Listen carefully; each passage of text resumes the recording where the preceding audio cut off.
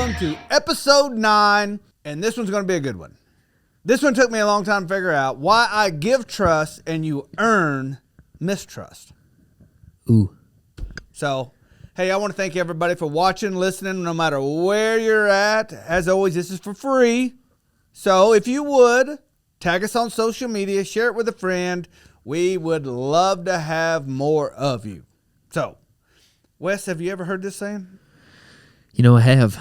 You have? I have. You know, funny thing is, my wife has always told, not always, you know, we've talked about it. She goes, I don't understand why you give so much trust up front, and then when it's done, you yank it back. And I thought I was wrong for this.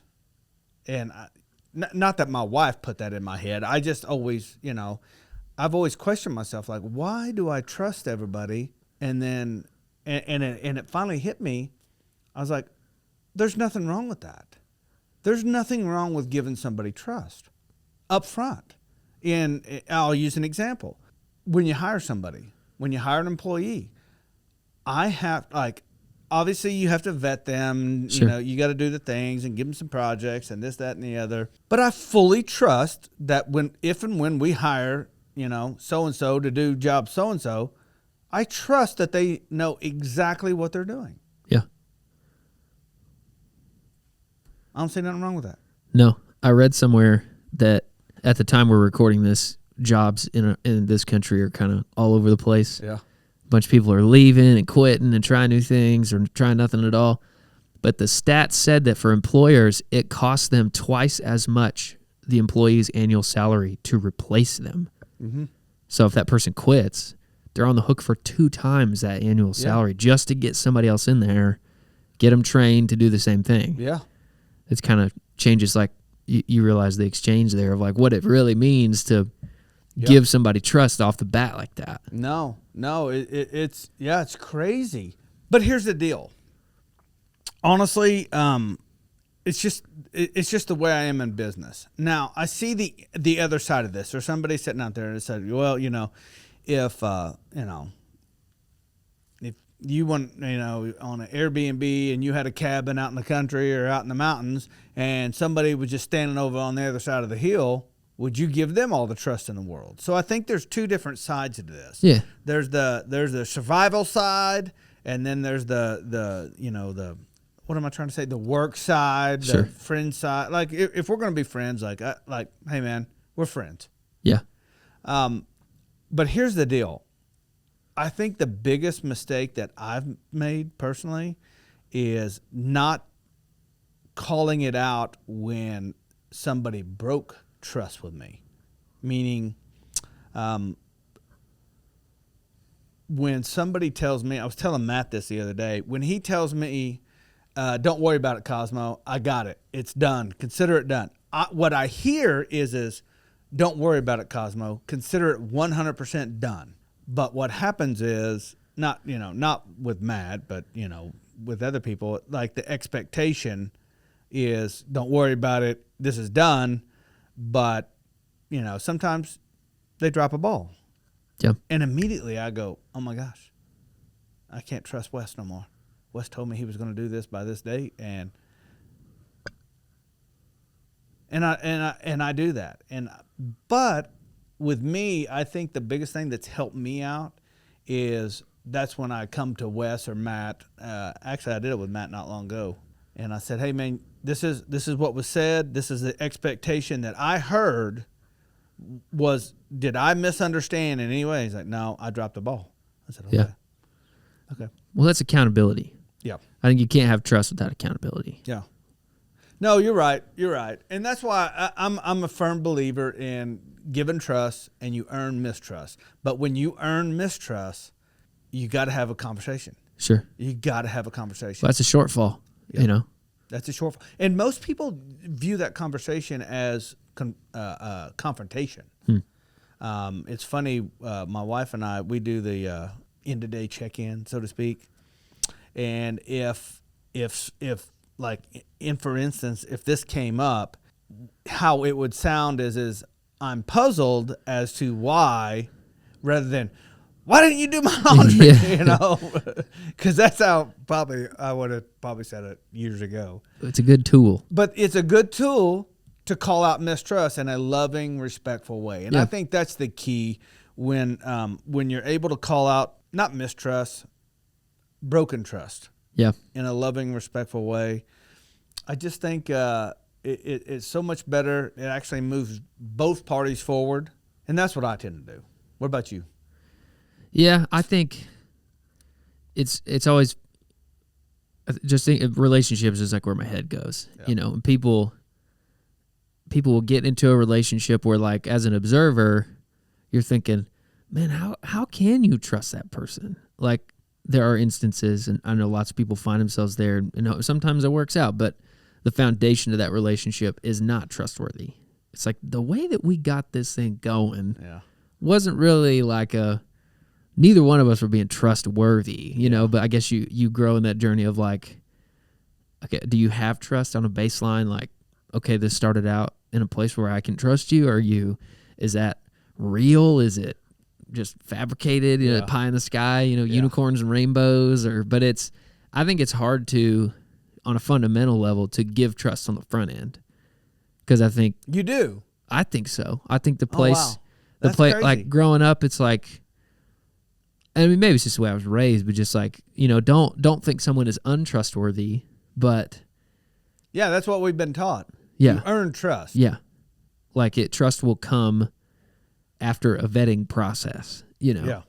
No. And it's good. I mean, it's not uncommon for people to be hurt by people that they trust. Yeah. But then, by the same token, we've all heard, well, you got to give people the benefit of the doubt. Sure.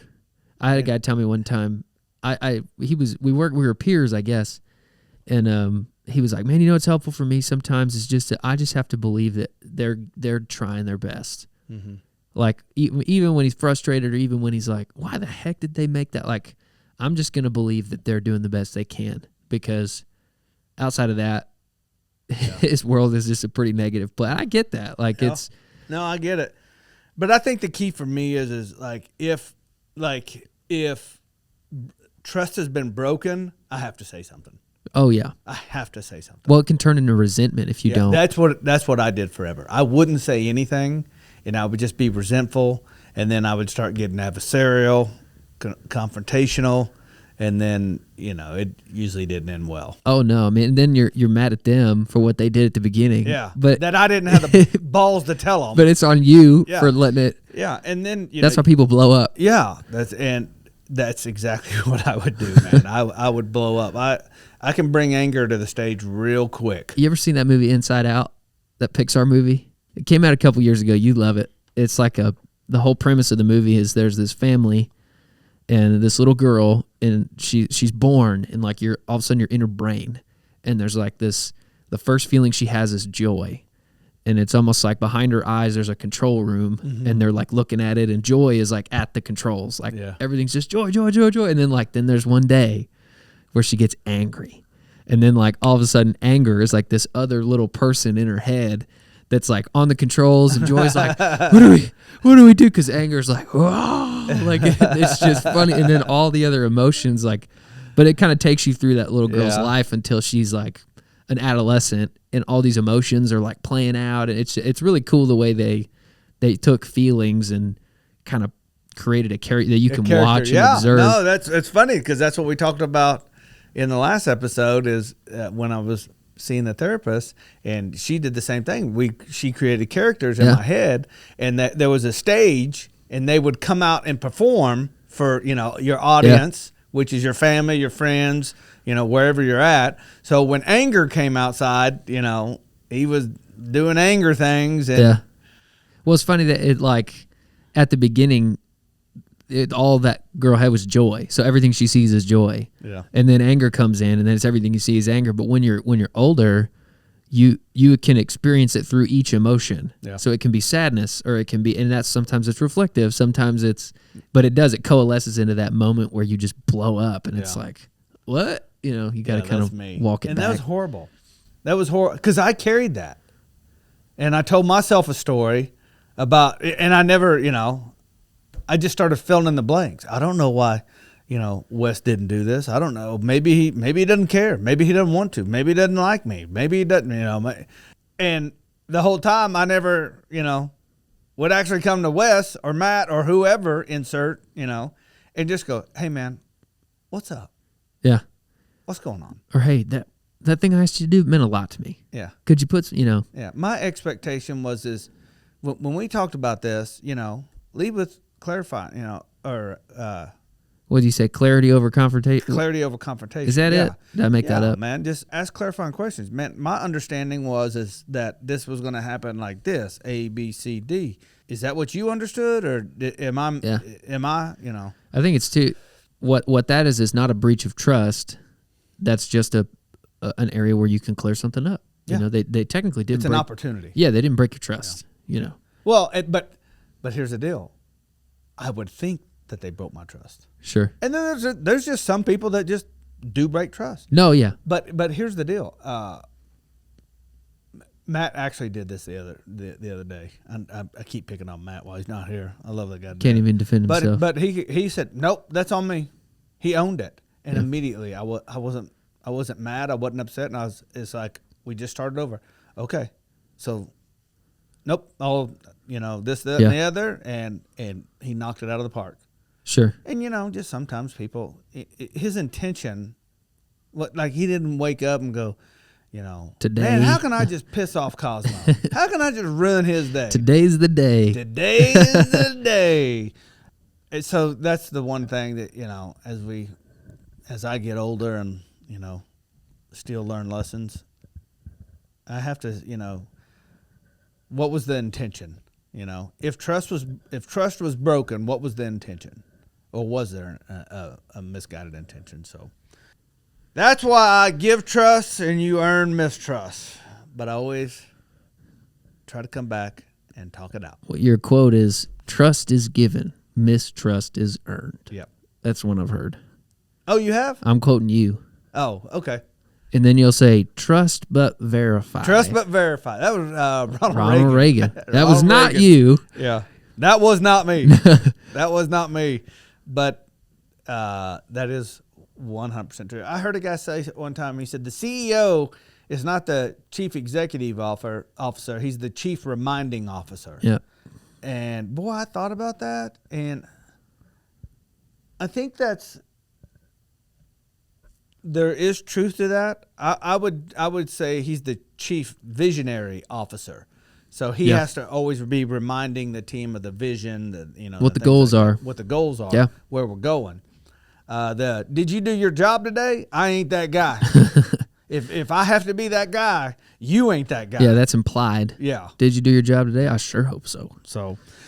Well, hey, man, that wraps it up. I want to thank everybody for watching. As always, hey, we don't do these for free. If you could, share this, tag us on social media, drag in a friend, smash that subscribe button, ring the bell, no matter where you're at. And I'll catch you in the next video where we talk about an owner's mindset.